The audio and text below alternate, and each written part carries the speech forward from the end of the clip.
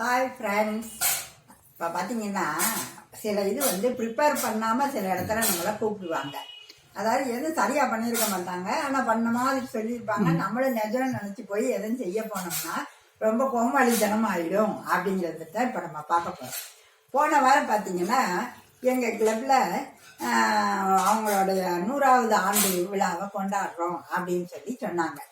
நானும் அதில் டான்ஸ் ஆடுறதுன்னு ரொம்ப பந்தாவாக சொல்லிட்டேன்.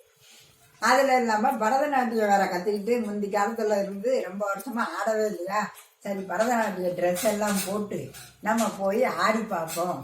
இந்த வயசில் பரதநாட்டியம் ஆடக்கூடாதுதான், இருந்தாலும் ஆடி பார்ப்போன்னு ஒரு ஆசையில் சரின்னு சொல்லிட்டேன்.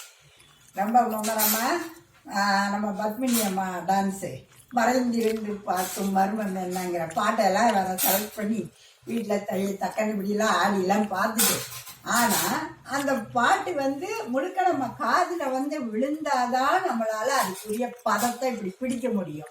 அது இல்லாமல் இருந்தால் பிடிக்க முடியாதுங்கிறது எனக்கும் தெரியல.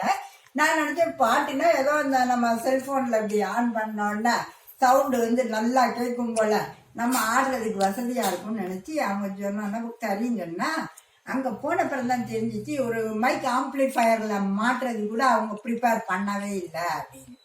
பார்த்தீங்கன்னா நான் ஒரு பக்கம் பதம் பிடிக்க, அந்த பாட்டு ஒரு பக்கம் போயிட்டு இருக்கு. பாட்டு நம்ம செல்ஃபோன்லேருந்து வர்றதெல்லாம் ரொம்ப கிளியராலாம் வராது, ஓரளவு மீடியமாக தான் வருது. அது மாதிரி ஆம்ப்ளிஃபயரில் போட்டால் தான் நல்ல சவுண்டில் கிடைக்கும். அதனால் எந்த ஒரு நிகழ்ச்சிக்கு நம்ம போகிறோம், அதில் பங்கு பெறுறோம் அப்படிங்கிறதுக்கு முன்னாடி அந்த நடத்துகிறாங்க பாருங்கள், அது ஒரு லூசுத்தனமாக இல்லாமல் இருக்கா அப்படின்னு முதல்ல தெரிஞ்சுக்கிடணும். இந்த மாதிரி ஒரு சில்லியான இது ஒரு 250 ரூபா 300 ரூபா கொடுத்து அவன் ஆம்பிளிஃபயர்காரன் மாட்டி விட்டு போயிருப்பான். என் முதல்ல சொல்லியிருந்தா நானே கூட ஸ்பான்சர் பண்ணியிருப்பேன். இது இல்லாமல் இது பண்ணாங்க.